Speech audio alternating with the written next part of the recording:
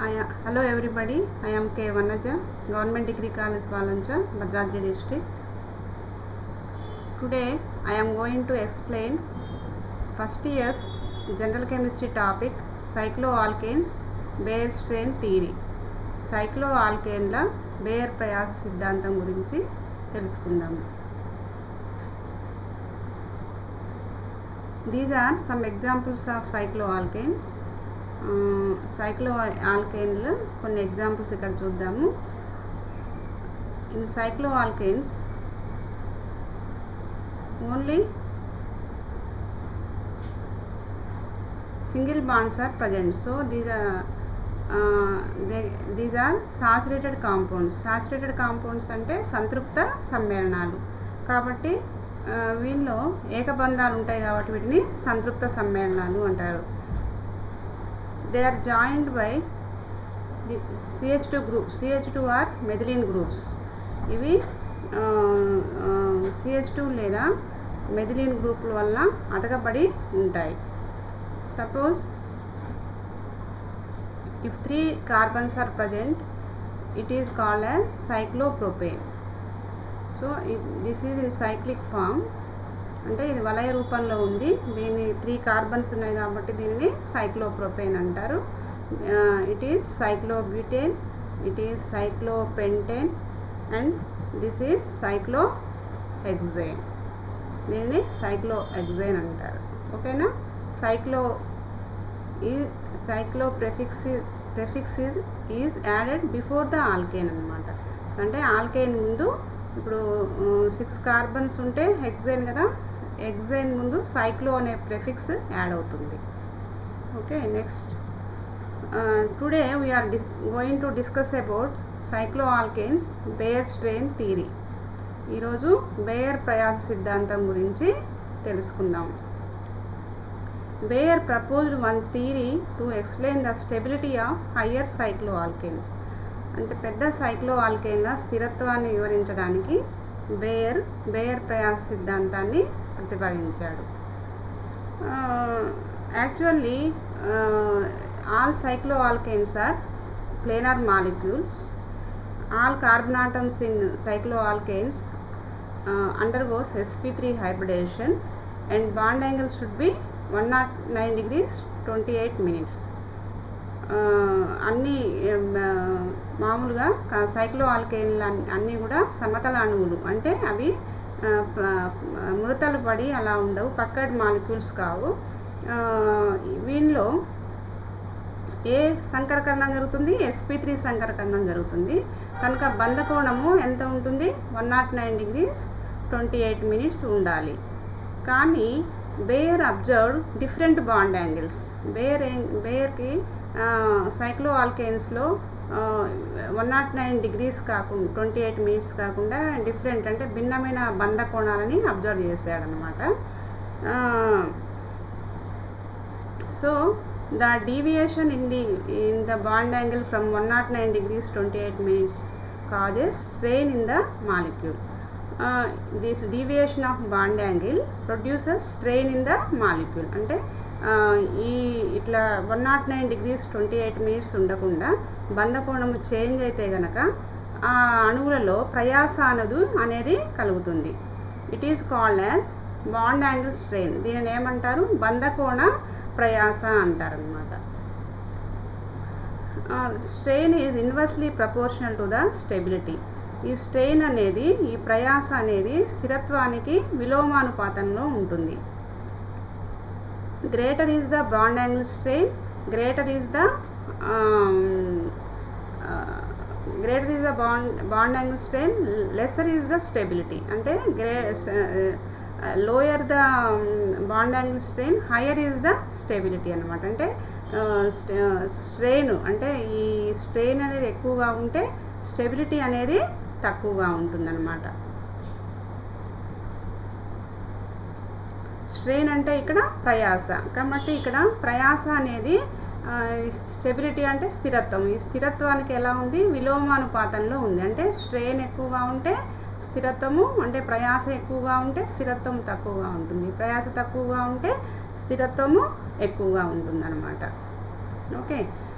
Bayer calculated bond angles by using this formula.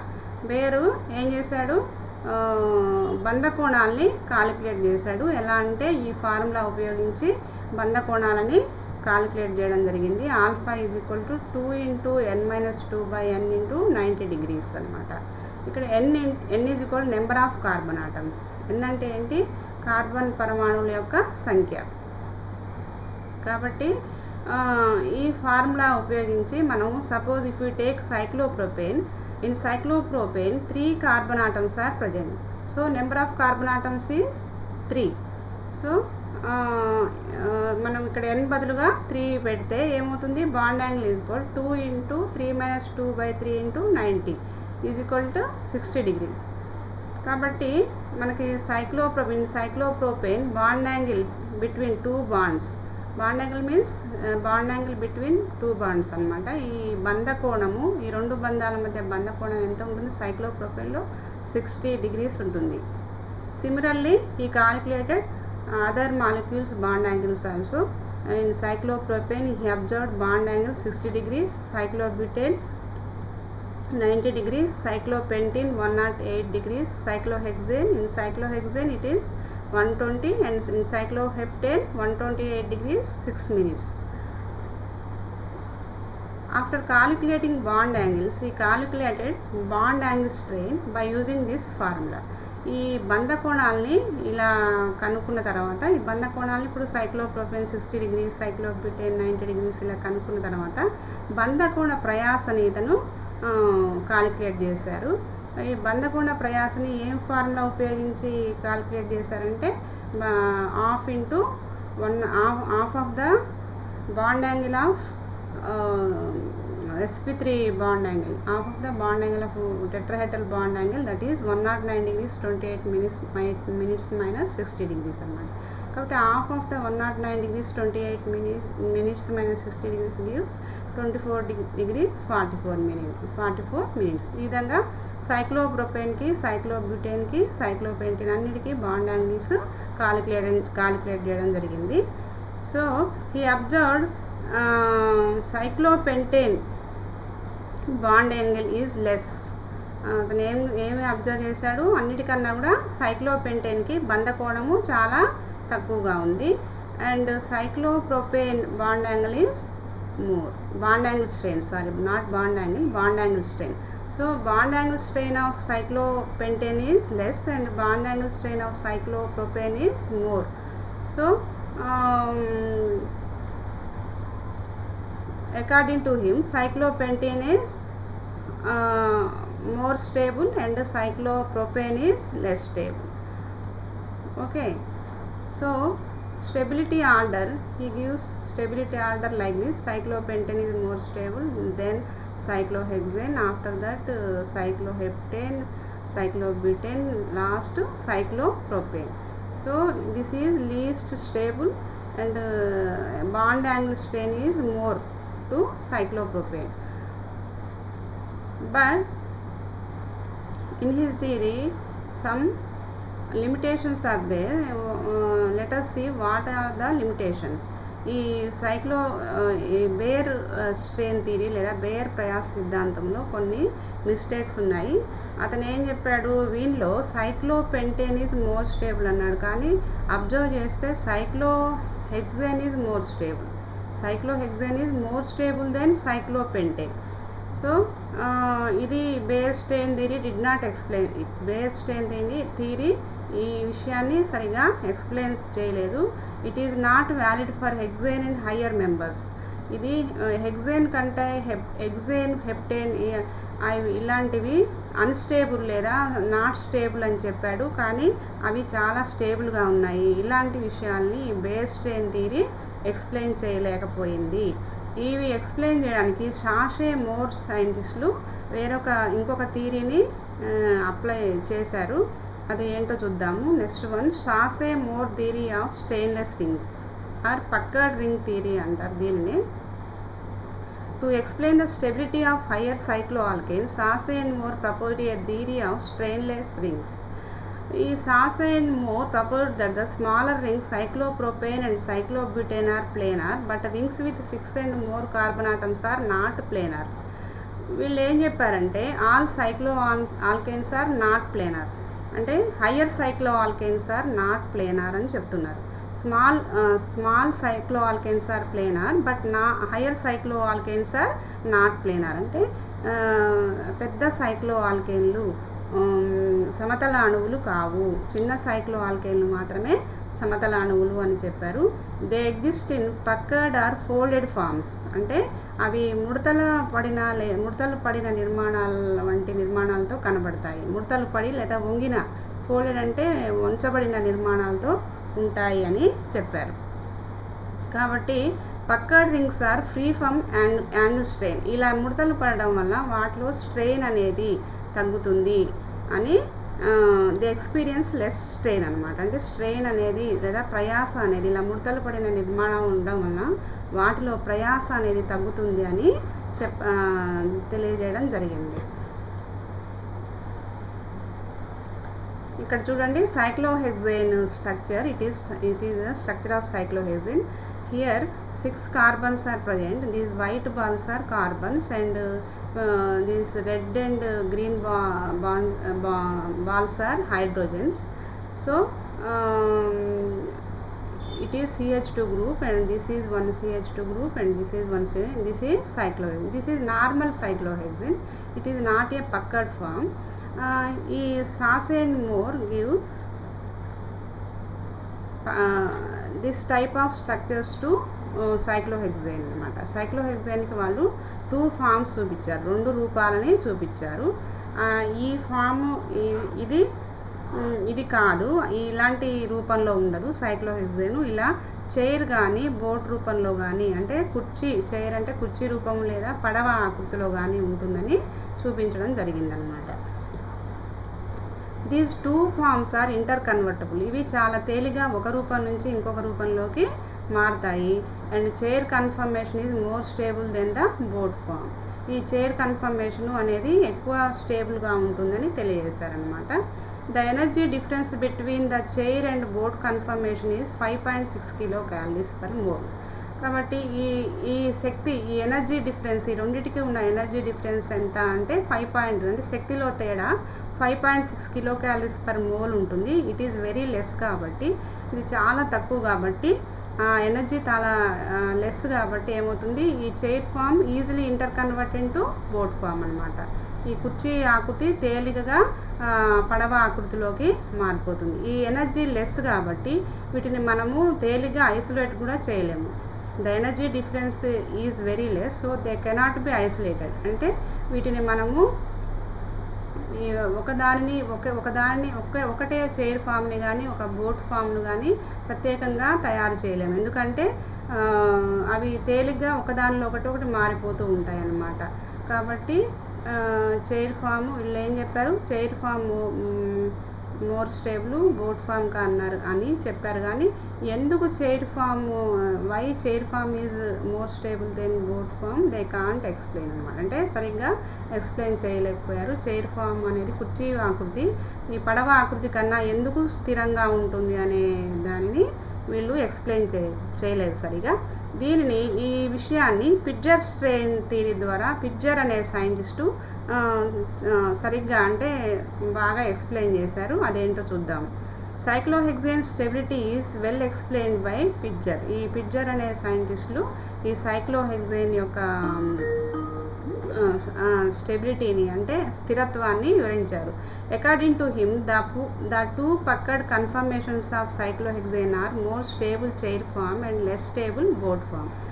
ఇతను కూడా 2 confirmations ఉంటాయి సైక్లోహెక్సేన్కి అని చెప్పారు. ఒకటి స్టేబుల్ అంటే స్థిరమైన కుర్చీ రూపము, ఇంకొకటి అన్స్టేబుల్ బోట్ ఫామ్ అంటే అస్థిరమైన పడవ ఆకృతి.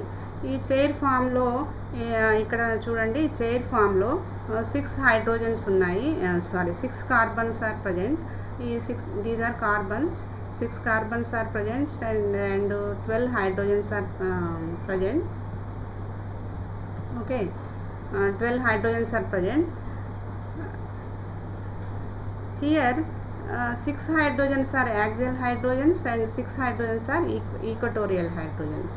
Okay, these are called as axial hydrogens. Axial hydrogens are parallel to the axis of the ring. Axial hydrogens ఎలా ఉంటాయి, ఈ అక్షానికి లంబంగా ఉంటాయి అన్నమాట.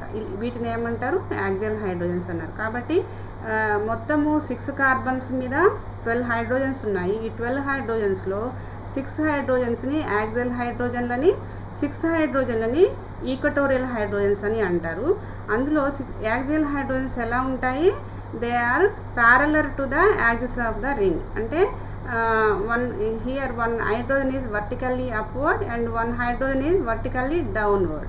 ఓకేనా, అంటే ఒకటి పైకి ఉంటుంది, ఒకటి లంబంగా కిందకి ఉంటుంది, ఇలా ఉంటాయి అన్నమాట. ఒకటి పైకి ఒకటి కిందకి ఇలా ఉంటాయి. కాబట్టి ఎలా మనం ఎలా డ్రా చేస్తాము, ఇక్కడ 2 ప్యారలల్ లైన్స్ గీస్తాము, తర్వాత 2 స్లాంట్ లైన్స్ గీసిన తర్వాత వీటిని జాయిన్ చేస్తే మనకు సైక్లోహెక్సేన్ స్ట్రక్చర్ ఏర్పడుతుంది. కాబట్టి ఇక్కడ మనకి ఇవి లంబంగా ఉంటాయి, అక్షానికి లంబంగా, అంటే ఇలా ఉంటాయి, అక్షానికి ఆపోజిట్ సైడ్లో ఉంటాయి హైడ్రోజన్స్. ఒకటి పైకి ఒకటి కిందకి లంబంగా ఉంటే వాటిని మనము తలానికి ఒకటి పైన ఒకటి కింద ఉంటాయి అన్నమాట.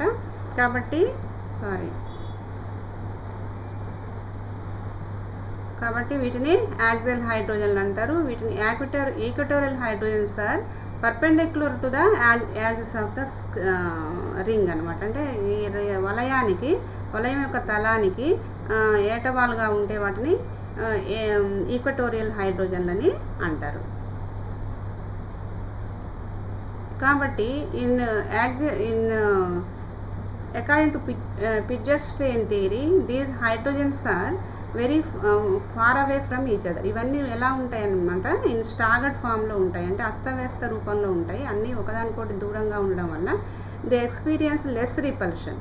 అవి ఏం చేస్తాయి, వాటికి repulsion they experience less steric repulsion అనమాట. అంటే స్టీరిక్ ప్రయాస చాలా తక్కువగా ఉంటుంది. ఈ హైడ్రోజన్లు ఒకదానికొకటి దూరంగా ఉండడం వలన వాటికి స్టీరిక్ ప్రయాస తక్కువగా ఉంటుంది. కాబట్టి దే ఆర్ మోర్ స్టేబుల్ అనమాట, అవి ఎక్కువ స్థిరమైనవి. In boat form the hydrogens in boat form are very close to each other. ఇక్కడ ఏంటి, hydrogens these are very close to each other, so they experience more steric strain అనమాట. ఇక్కడ ఏమవుతుంది, ఇక్కడ ఒకదానికొకటి దగ్గరగా ఉండడం వలన వాటికి స్టీరిక్ ప్రయాస ఎక్కువగా ఉంటుంది. కాబట్టి this form is less stable అనమాట. కాబట్టి ఇది ఈ బోట్ రూపము లేదా పడవ రూపము అస్థిరంగా ఉంది అని వివరించాడు అన్నమాట ఇతను. ఇక్కడ చూడండి, in boat form first carbon and fourth carbon, this is first carbon, okay, this is second, this is third carbon, this is fourth carbon.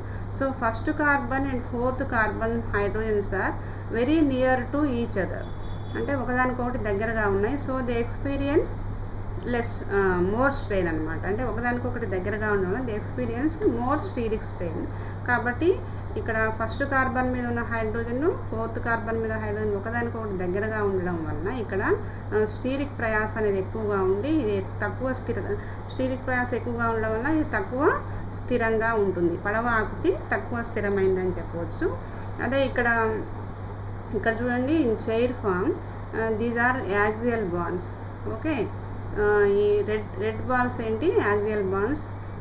Axial bonds are vertically upward, 3 bonds are vertically upward and 3 bonds are vertically downward, ఇలా ఉంటాయి ఇవి. So equatorial bonds and equatorial hydrogens and axial hydrogens are very far away from each other. ఇవన్నీ కూడా చాలా ఒకదానికొకటి దూరంగా ఉండడం వల్ల ఇక్కడ these are axial bonds. Okay, this is upward and this is downward. Equatorial bonds are perpendicular to the axis of the ring, అంటే ఇలా ఏటవాలుగా ఉంటాయి. కాబట్టి వీటిని ఈక్వటోరియల్ ఇలా ఉంటాయి అన్నమాట. వీటిని ఈక్వటోరియల్ హైడ్రోజన్స్ అంటారు. కాబట్టి ఇక్కడ స్ట్రెయిన్ అనేది తక్కువగా ఉంటుంది, ఎందుకంటే ఇక్కడ hydrogens are far away from each other. అంటే హైడ్రోజన్ ఒకదానికొకటి దూరంగా ఉండడం వల్ల ఇక్కడ స్టీరిక్ ప్రయాస తక్కువగా ఉండడం వల్ల chair form is more stable, కుర్చీ ఆకృతి ఎక్కువ స్థిరంగా ఉంటుందని చెప్పవచ్చు అన్నమాట. తర్వాత చూడండి, సైక్లో ఆల్కేన్ల స్థిరత్వాన్ని వివరించడానికి బేయర్ ఒక సిద్ధాంతాన్ని ప్రతిపాదించాడు. ఈ సిద్ధాంతాన్ని బేయర్ ప్రయాస సిద్ధాంతం అంటారు.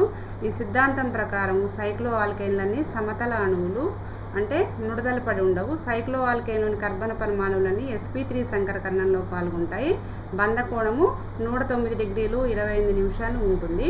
కానీ ఈ బేయర్ ఏమి అబ్జర్వ్ చేశాడు, ఈ బంధకోణము లేదా బంధకోణంలో మార్పులు ఉన్నాయి, అన్ని బంధకోణాలు 109 డిగ్రీస్ 28 మినిట్స్ ఉండట్లేదు అని అబ్జర్వ్ చేశాడు. కాబట్టి ఈ బంధకోణం నుంచి విచలనం జరిగినట్లయితే, అంటే మార్పు జరిగినట్లయితే అణువులో ఏం జరుగుతుంది, ప్రయాస కలుగుతుంది. ఈ ప్రయాసను ఏమన్నారు, బంధకోణ ప్రయాస అన్నారు. సపోజ్ ఇక్కడ మనం సైక్లోప్రోపేన్ తీసుకుంటే ఇక్కడ ఫస్ట్ బంధకోణం ఎంత ఉంది అనేది ఈ ఫార్ములా ఉపయోగించి ఆయన కనుక్కున్నారు. ఈ ఫార్ములా 2 × n-2/n అని ఈ ఫార్ములా ఉపయోగించి కనుక్కుంటే ఇక్కడ n అంటే ఏంటి, ఇక్కడ కర్బన పరమాణువుల సంఖ్య అన్నమాట. ఇక్కడ 3 కర్బన పరమాణువులు ఉన్నాయి కాబట్టి 2 × 3-2/3 × 90 వేస్తే మనకు 60 డిగ్రీస్ వచ్చింది. కాబట్టి సైక్లోప్రోపేన్లో బంధకోణము 60 డిగ్రీస్ అని చెప్పవచ్చు. కాబట్టి ఇలా బంధకోణం కనుక్కున్న తర్వాత ఈ బంధకోణం విలువని అంటే ఇక్కడ ఆల్ఫా, ఇక్కడ ఈ బంధకోణం విలువని ఈ ఫార్ములాలో వేసిన తర్వాత మనకి బంధకోణ ప్రయాసని లెక్కగట్టారు. బంధకోణ ప్రయాస D ½ × 109 డిగ్రీస్ 28 మినిట్స్ మైనస్ ½ అన్నమాట. కాబట్టి ఇక్కడ ఈ ఆల్ఫా కాబట్టి ఈ బంధకోణాన్ని ఇక్కడ తీసివేస్తే సైక్లోప్రోపేన్ యొక్క బంధకోణాన్ని ఇక్కడ 60 డిగ్రీస్ తీస్తే సైక్లోప్రోపేన్లో బంధకోణ ప్రయాస అదే బంధకోణ విచలనం ఎంత వచ్చింది, 24 డిగ్రీస్ 44 మినిట్స్ వచ్చింది. అదేవిధంగా సైక్లోబ్యూటేన్, సైక్లోపెంటేన్ అన్నిటికీ కాలిక్యులేట్ చేస్తే ఇలా వాల్యూస్ వచ్చాయి. ఈ బంధకోణ విచలనం ఎక్కువగా ఉంటే ఆ పరమాణువుకి స్థిరత్వం తక్కువగా ఉంటుంది. బంధకోణ విచలనం తక్కువగా ఉంటే ఆ పరమాణువుకి స్థిరత్వము ఎక్కువగా ఉంటుంది. కాబట్టి ఇక్కడ బంధకోణ విచలనము ఈ వాల్యూస్ చూస్తే మనకి ఏమర్థమవుతుంది, సైక్లోపెంటేన్కి బంధకోణ విచలనము 0 డిగ్రీస్ 44 మినిట్స్ ఉంది. అంటే చాలా తక్కువ, 0 డిగ్రీస్ అంటే మొత్తం అన్నిటి మీద తక్కువ కాబట్టి ఇది ఎక్కువ స్థిరమైంది అని చెప్పవచ్చు. అలాగే సైక్లోప్రోపేన్కి బంధకోణ విచలనము ఎక్కువగా ఉంది కాబట్టి ఇది తక్కువ స్థిరమైంది అని చెప్పొచ్చు అనమాట. కాబట్టి ఈ వాల్యూస్ ప్రకారము ఫస్ట్ అన్నిటికంటే ఏది ఎక్కువ స్థిరమైందంటే సైక్లోపెంటేన్ స్థిరమైంది. నెక్స్ట్ సైక్లోహెక్సేన్ చూస్తే సైక్లోహెక్సేన్కి -5 డిగ్రీస్ 16 ఉంది కాబట్టి ఇది ఎక్కువ స్థిరమైంది. కాబట్టి అంటే దీని తర్వాత తక్కువ వాల్యూ ఇదన్నమాట, దీని తర్వాత తక్కువ వాల్యూ ఇది. కాబట్టి దీని తర్వాత ఎక్కువ స్థిరమైనది ఇది సైక్లోహెక్సేన్, నెక్స్ట్ స్థిరమైనది సైక్లోహెప్టేన్ అన్నమాట. కాబట్టి ఇలా తర్వాత సైక్లోబ్యూటేన్, తర్వాత సైక్లోప్రోపేన్ అన్నిటికన్నా బంధకోణ విచలనం దీనికి ఎక్కువ, స్థిరత్వము తక్కువ అన్నమాట. ఇలా చెప్పారైనా కానీ అసలు రియల్గా చూస్తే ఏంటంటే సైక్లోపెంటేన్ కన్నా కూడా నిజానికి సైక్లోహెక్సేన్ యొక్క స్థిరత్వము ఎక్కువ. మరి ఈ విషయాన్ని అంటే ఈ సైక్లోహెక్సేన్ యొక్క స్థిరత్వాన్ని ఈ బేయర్ ప్రయాస సిద్ధాంతము వివరించలేకపోయింది. ఇది ఒక లోపం అన్నమాట. ఈ లోపాన్ని సవరించడానికి సాక్సే మరియు మోర్ అనే శాస్త్రవేత్తలు సైక్లో ఆల్కేన్లు సమతల నిర్మాణాన్ని కలిగి ఉండవు, అంటే ప్లేనార్ స్ట్రక్చర్స్లో ఉండవు, ఇవి ముడతలు పడి ఉంటాయని ఒక సిద్ధాంతాన్ని ప్రతిపాదించారు. అదేంటో చూద్దాం. సాక్సే మోర్ సిద్ధాంతం. ఈ సిద్ధాంతం ప్రకారం సైక్లోబ్యూటేన్ అణువులు మామూలుగా చిన్న సైక్లో ఆల్కేన్లు అయితే సమతల అణువులు ఉంటాయి కానీ పెద్ద సైక్లో ఆల్కేన్లు మాత్రం సమతల అణువులు కావు. అవి పెద్ద సైక్లో ఆల్కేన్లు అంటే ఏంటి, చిన్నవి అంటే సైక్లోప్రోపేన్, సైక్లోబ్యూటేన్ ఇలాంటివి సమతల అణువులు అయి ఉంటాయి, అంటే ప్లేనార్గా ఉంటాయి. కానీ పెద్ద సైక్లో ఆల్కేన్లు ముడతలు పడిన లేదా వంగిన ఆకారాల్లో ఉంటాయి అని చెప్పారనమాట. కాబట్టి అలా ముడతలు పడి ఉండడం వలన వాటిలో స్టీరిక్ ప్రయాస తగ్గిపోయి అవి స్థిరత్వాన్ని పొందుతాయట. కాబట్టి సైక్లోహెక్సేన్ మామూలుగా ఎలా ఉంటుంది, సైక్లోహెక్సేన్ మామూలుగా ఇలా ఉంటుంది. కానీ ఇక్కడ ఇలాంటి నిర్మాణంలో ఉండకుండా అది ఎలా ఉంది, ఇప్పుడు ముడతలు పడి ఇలాంటి నిర్మాణాల్ని సాక్సే-మోర్ శాస్త్రవేత్తలు చూపించారు. ఇక్కడ కుర్చీ నిర్మాణం ఇలా చూపించారు, పడవ నిర్మాణాన్ని ఇలా ఉంటుంది అని చూపించారు. అయితే ఈ కుర్చీ నిర్మాణం కన్నా పడవ నిర్మాణానికి 5.3 కిలోకాలరీల మూల శక్తి ఎక్కువగా ఉంటుంది. ఎప్పుడైనా శక్తి ఎక్కువగా ఉంటే స్థిరత్వం తక్కువగా ఉంటుంది అన్నమాట. కాబట్టి ఈ శక్తి తేడా వలన ఈ పడవ నిర్మాణము తక్కువ స్థిరమైనది, కుర్చీ నిర్మాణము ఎక్కువ స్థిరమైనది. ఈ శక్తి ఇలా తక్కువగా ఉండడం వలన కుర్చీ నిర్మాణం తేలిగ్గా పడవ నిర్మాణంలోకి మారిపోతుంది. ఇలా ఒకదానిలో తేలిగ్గా మారడం వలన ఇప్పుడు ఏదో ఒక నిర్మాణాన్ని మనం తయారు చేయలేము అన్నమాట. అయితే ఇలా ఎందుకు కుర్చీ నిర్మాణం ఎక్కువ స్థిరమైనదనే విషయాన్ని సాక్సే-మోర్ శాస్త్రవేత్తలు చెప్పలేకపోయారు. దీన్ని వివరించడానికి పిట్జర్ అనే శాస్త్రవేత్త పిట్జర్ ప్రయాస సిద్ధాంతం అనే దాన్ని ప్రవేశపెట్టారనమాట. ఈయన ఏం చెప్పారంటే ఈయన కుర్చీ నిర్మాణాన్ని ఇలా చూపించారు. ఈ కుర్చీ నిర్మాణం వేయడానికి మీరు ఇక్కడ వీటిని ప్యారలల్ లైన్స్ అంటారంటే